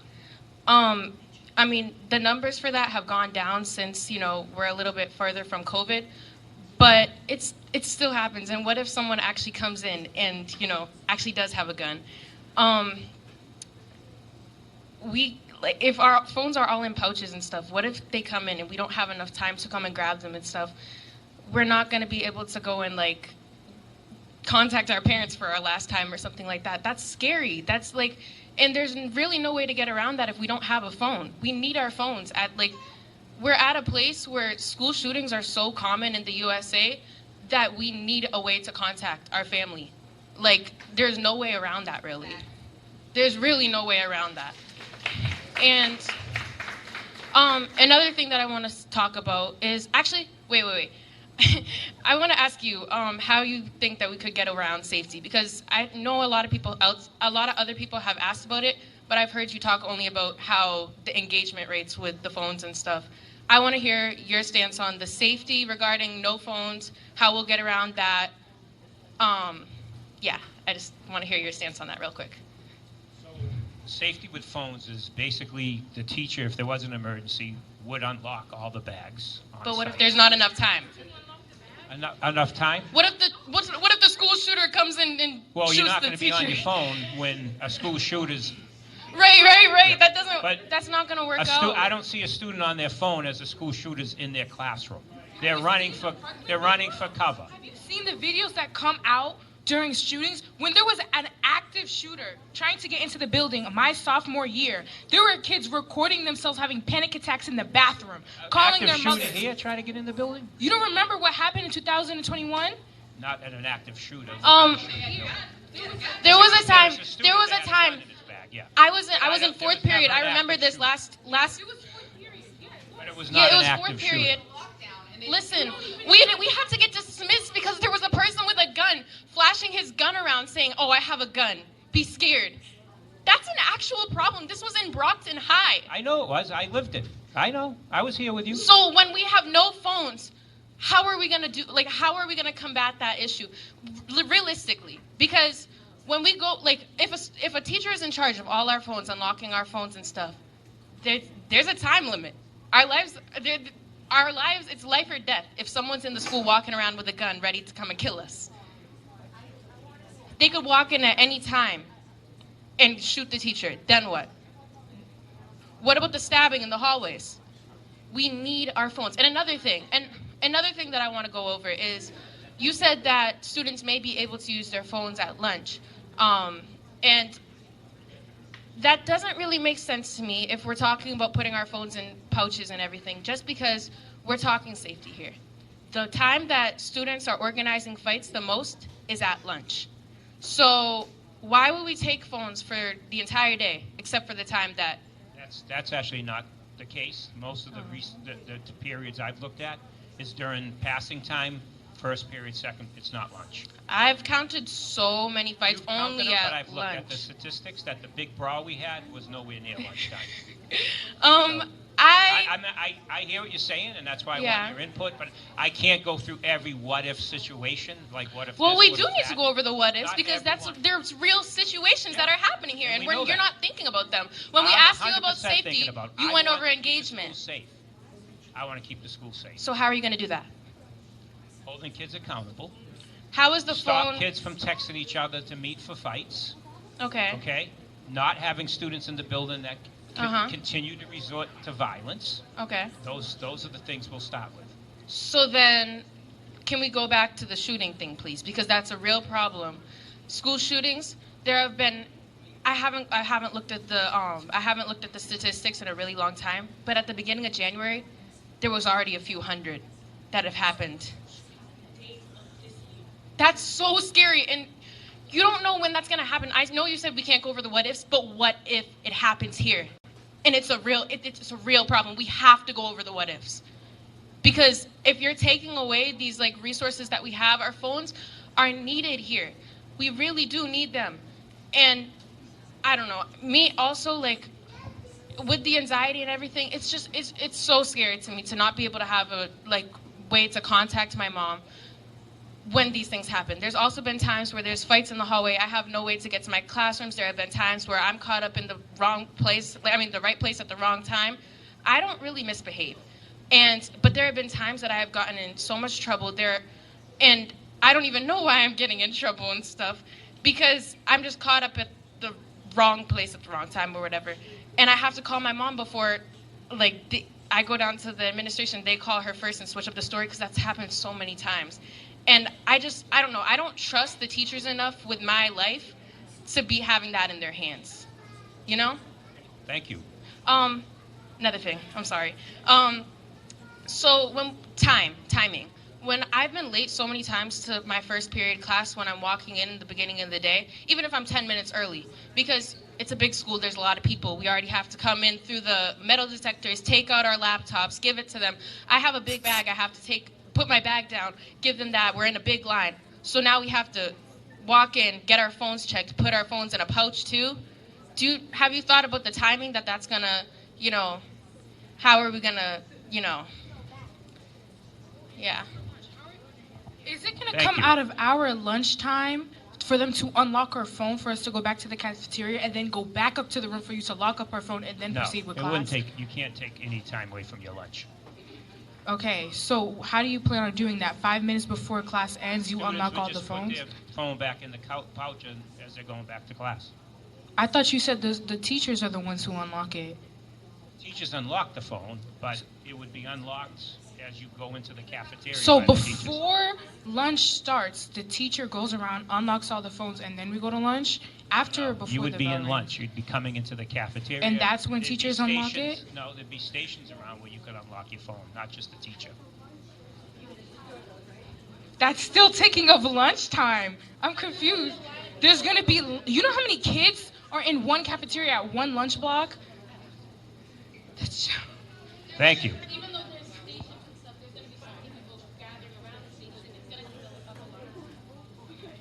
All right, who's next? Thank you.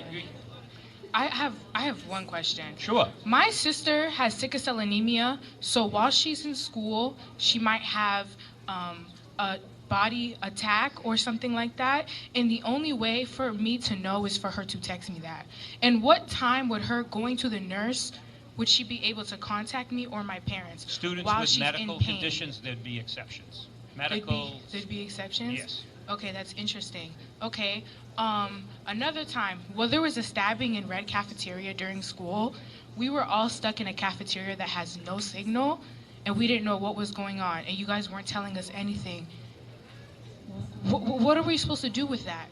With our phones, we had the opportunity to text our parents or go online to see what's going on, but we couldn't because there was, one, no signal, and two, with the phone pouches, what if the phone isn't unlocked during that time period? What are we supposed to do? I'm missing the question about. No, I can't do anything about no signal. That's.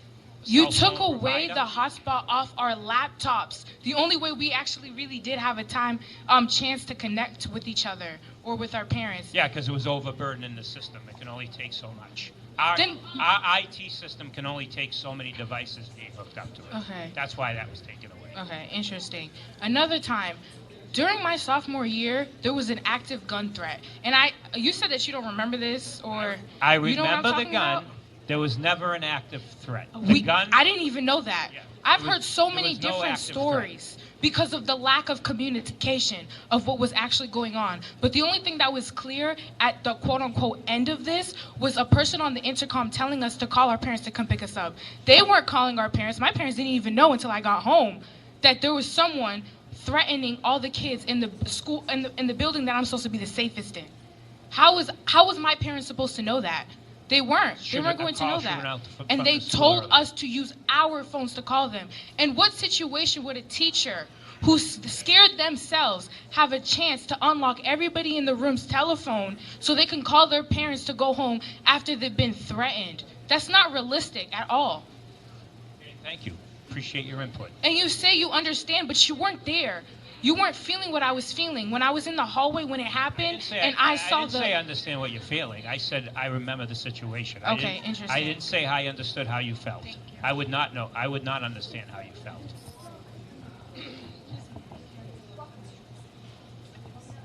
Good evening. Thank you for having this. It's tough to come in when there's a lot of disagreement. So, but I wanted to talk a little bit about this policy. So the kids that are going to be seniors, they left 8th grade and ended up as a sophomore. I was a teacher for 19 and a half years. I also taught in Washington, D.C. public schools. There was no culture building after that. For as long as my daughter has been here, there hasn't been assemblies with clear rules. There has not been enforcement of rules. And so the first month of school really should be setting expectations. You guys lost a lot of staff. There's been a lot of pink slips. You're going to have less people to be able to enforce these things. The cell phones, whether they're $250 or $1,000, to have them in the pouches, now you're going to have to deal with possible theft. Who's liable? You know, and then I think that the safety concern, where they're talking about this is a different era in school shootings, it is a serious threat. And I don't think that lifeline can be taken away. But I think that the solution is in enforcing what already has been in place with clear communication, assemblies, call these kids down at the beginning of the year, have staff do dress code checks in the morning in that first period, especially in that first time period. Make sure they're not breaking the rules, but start with what you had in the handbook. Don't just send the handbook electronically, think that anybody read it, because they didn't. Do you know what I mean? And think that these kids know the rules or the expectations, because they haven't. So, and I haven't really heard how the dress code policy would help safety. I mean, our education is basically so standardized that there's so little for, self-discovery and thinking because of the standardized testing. We can't make all the kids look the same too. So that's it. Thank you. I appreciate that. Thank you. The last 3 questions. Hi. I just wanted to bring forward a point that I haven't heard much talked about throughout this conversation. It's kind of piggybacking off of what the other girl said about her sick sister. There's many kids here that come from many different backgrounds, and I think it's imperative that we take that into consideration with the phone thing. There's kids who have to look after their younger siblings. There's kids who have to deal with a multitude of things outside of school. There's emergencies that can happen. Family, it's not just inside of school with school shootings and stuff. It's also what can happen in their personal lives that can happen outside of school. I think it's very important that kids are aware and in touch. I understand the need for cell phone control, but I also think that we should take into consideration the students' personal lives, and I understand you can't take into consideration all the what ifs, but we have a lot of kids here, and that means a lot of different backgrounds, a lot of different situations, and I think it's just important that we make sure kids can stay aware, and I think there needs to be some adjustments to the cell phone system. Thank you. Appreciate that. Thank you. Hi, I do have to agree with everybody that instead of putting other policies, I do have to agree with everybody, instead of putting policies out there, work with what you have first. I was here, I graduated in '01. The policies worked. They were the same policies as now. We had what we considered Dr. Applin policies. I think everybody that was here at that time knows the policies. I think bring them back. Work with what you have. Also, about the fights and everything that have been happening since coming back from COVID, what do you guys plan on doing with the administration to make it safer for these kids? My son, he does not like coming here. He calls me and he's like, I don't want to be here. What can we do to make sure everybody's on board to get this under control? Well, first is I will hold students accountable for fighting. Okay. If they fight once. What kind of training can we do for the administration, though? Well, I'll have all new administration here. Okay. And they'll go through training. In August, the floor teachers will also go through training for restraint training, de-escalation techniques. So that all will be done for the administrators and the floor teachers as well. Is there any plans for even having more school police at all? Is there anything anymore? Because last year, honestly, I only saw 1 or 2. Whenever I picked my son up, that was it. There's always 3 that are stationed here. Okay. Sometimes there's 4, but they'll send the 4th one out to patrol other schools and check in with the middle schools, check in with the elementary schools. But there's always 3, always assigned to Brockton High. Now, actually, if you add the lieutenant and the sergeant, who are the commanding officers, they're always based out of Brockton High as well. Okay. So sometimes there's 5. Okay, because that's my biggest concern, because I don't like getting calls from my son. He has anxiety, and that's not fun. He was out of school a lot, and then all of a sudden, automatic failure for that.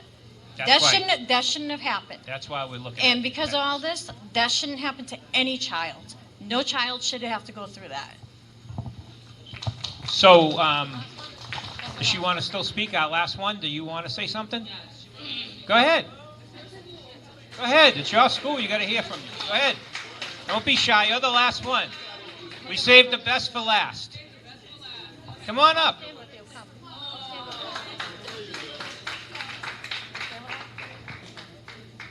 Thank you. What's your name? Alexia. Alexia.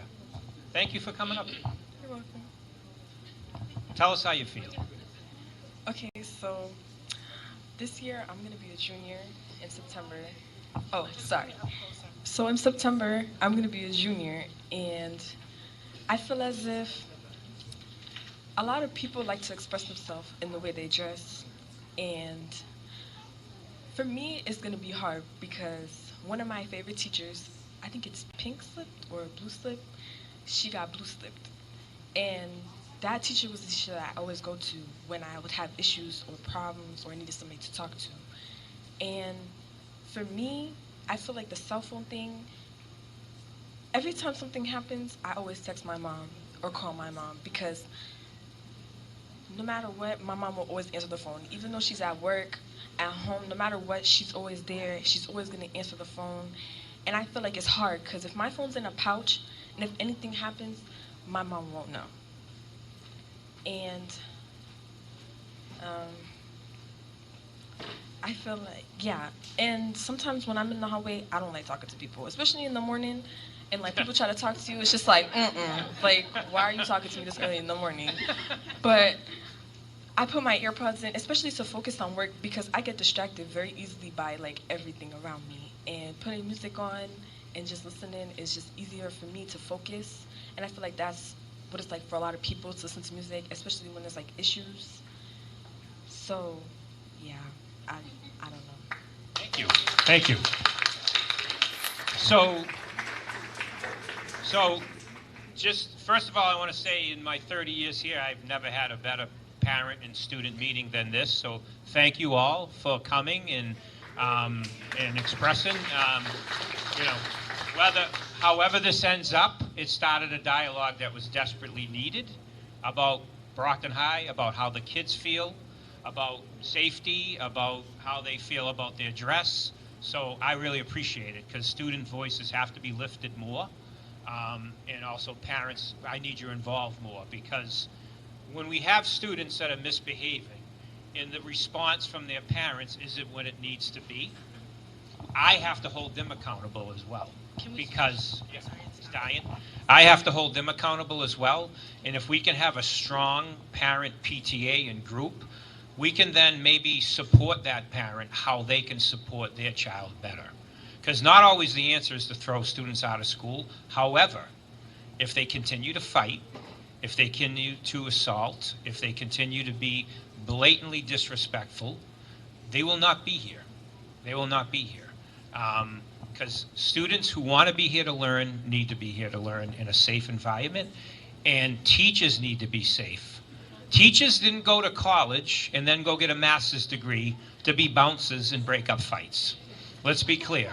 It's not what they went to school to do. It's not what any of us went to school to do. I grew up on the east side, so I don't have a problem jumping in and breaking up a fight, but not everybody feels that way. Not everybody feels that way. And, you know, so we shouldn't have to break up fights. There is going to be fights. 100% there's going to be fights. You're never going to stop fights. When 3,500 teenagers come together in one place, you're going to have fights. However, we need to limit them, and we need to make sure that the students who are engaging in those are being held accountable. And then we need to hold parents accountable as well if the continued behavior does not stop. And I think we have to do that with a support system as well.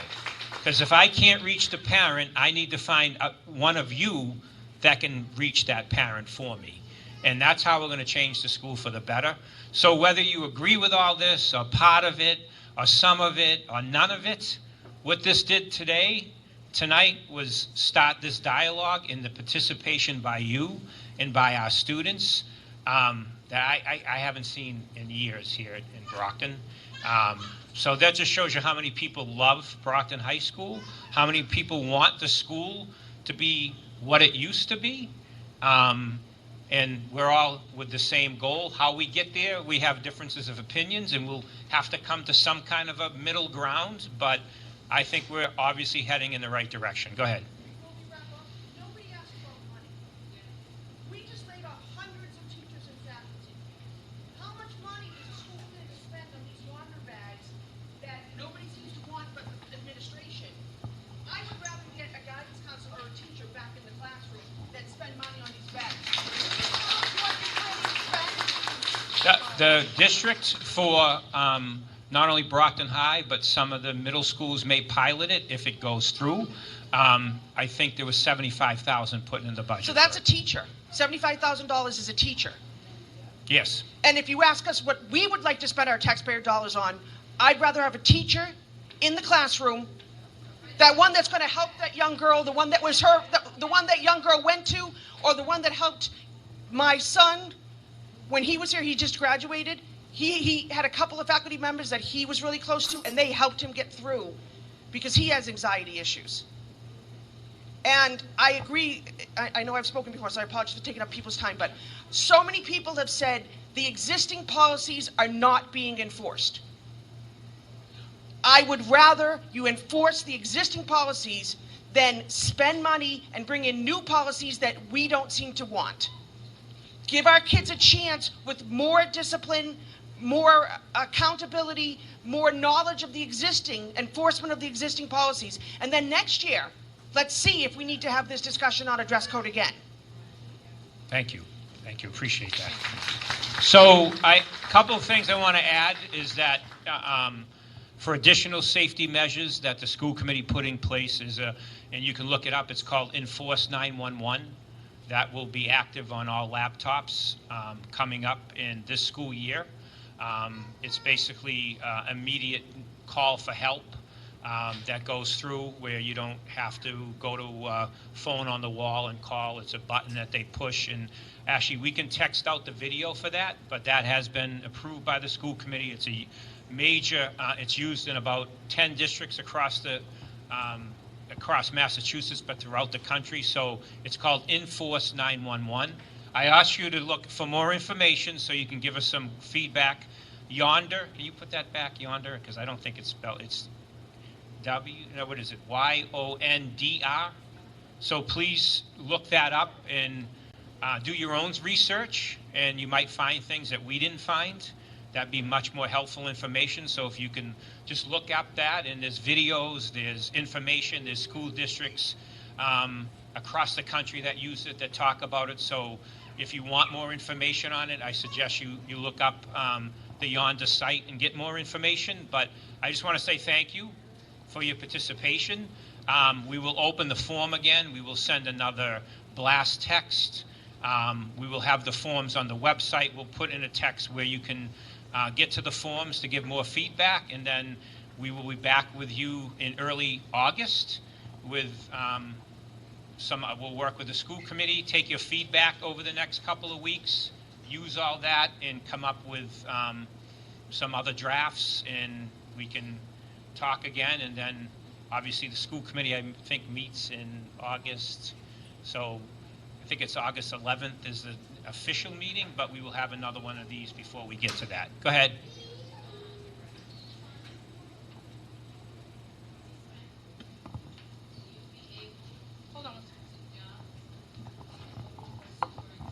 Yes, because right now the superintendent's most important job is Brockton High School, because we're losing more kids at Brockton High School than any other level. We are staying steady in elementary, in middle school. Brockton High is down now to about 3,400 kids. We've lost about 700 students from Brockton High School in the last 3 years. So when you lose, so for an example, if we lose another 300 students from Brockton High, and it's October 1st, because that's how they fund you on October 1st, that's $6.5 million. You can't cut $6.5 million just from Brockton High. You have to cut that K to 12. So if we don't make Brockton High better and make it work, we're going to continue to cut teachers and programs K to 12 and pre-K programs, because we need to get this school where it needs to be. So to me, it's the most important job. And the way I lead is I'm not going to ask anybody to do what I'm not willing to do myself. So I'm really looking forward to it, because I think superintendents get lost being in central office and going to so many meetings that you really sometimes don't have to go to. And I think superintendents need to be back in the school and to hear from kids, walk the hallways, talk to students. I think that makes you a better leader and a better superintendent, because most of the times, other than going to visit schools, superintendents don't spend enough time with kids. So I see that as a real positive, and I see that if you look at our elementary schools and our middle schools, you see the progress they're making, coming out of turnaround. DESE has recognized our elementaries and middle schools are really starting to turn the corner and make real gains. And I think we'll see that this year. So Brockton High needs to come back to where it was, and that's important for the whole district.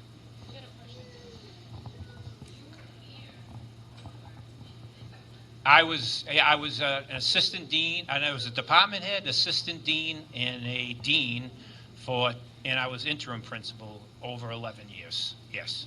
Then I went downtown to be deputy superintendent and then superintendent. You made a comment about having a blast text sent out for August and the next forum, but I just want to say that I did not get any communication about this, and I think one of the students touched on this. I didn't get any email. I didn't get any You have message. the one thing that we did wrong was we just sent whoever. If you had everybody that had a student at Brockton High should have got the message. Did you have a student here? She'll be a freshman, All right, so she's incoming. the problem is it didn't update, so the next text we will send district-wide, so it goes to Okay. every parent, even though they might not have a student here, a child here, we will make sure it goes district-wide. So when I did outreach to the school department, they knew nothing about any communication. They knew nothing about any meeting. They knew nothing about any you talk to? policies. I called the phone number 580-7000. Nobody knew anything. So they didn't know where to, I'm looking for somebody No, here. I spoke I to will them have that yesterday fixed. morning. Oh, yeah. Well, no, they were talking in the background. They knew nothing about what was going on. All right, so- I'll make sure that's Yeah. updated. And then I do, just very quickly, my daughter is a incoming freshman. She is very bright. She is very athletically inclined, and so she wants to come to Brockton High, where she had choices to go to other schools, but she's very nervous about coming. So while I listened to everybody tonight and I had my own opinions on the dress code and the cell phone policy, I think that a lot of people made a lot of valid points and got me, thinking. But I do think that there's an opportunity, drastic times call for drastic measures, and you're not going to be able to make everybody happy, but the kids are telling you that there needs to be improvement, and I think that I would like my daughter to be able to come to the school and feel safe and feel proud of where she's going. So I've had a talk with my daughter personally, and I think that part of the problem is parent engagement with their students and with the school, but whatever the decisions are, you'll abide by those, you'll listen to the rules, you won't cause any problems, you won't give any, argument back or anything like that. And so that's all. I just want to say that Thank you. I think that everybody knows that Thank you. there needs to be. So I'm going to stay at the end for anybody. I just want to make sure people can go, but I'll stay at the end for people that want to come up and ask questions. I also want to thank the school committee, the amount of time that they put in to making sure that they do everything they can to give the children the best education and safe. I just also want to thank Deputy Superintendent Sharon Wolder is here, and also our Director of Equity, Diversity, Inclusion, Assistant Superintendent Renee Haywood is here. So, and our union president is here, Kim Gibson, because she's very, obviously, Brockton High graduate, very connected to making sure the school works for all of us. And we also have Dr. Cobbs, who's the Deputy Superintendent of Operations, and he's here as well. And he'll be at the high school assisting me as well for safety and security. So, again, I want to thank all school committee members. We have all of them here. And, again, everything that they do to make sure that we do everything we can to keep students safe and educated. And I want to thank you all for coming. And, again, this is the best forum I've seen since I've been here 30 years as an educator, and obviously I spent 13 years here as a student, so not 13 years just at Brockton High. But I want to thank you all for coming, and we'll send out another blast, and I look forward to doing this with you again in August. So thank you all, especially the students. Thank you so much for all your input.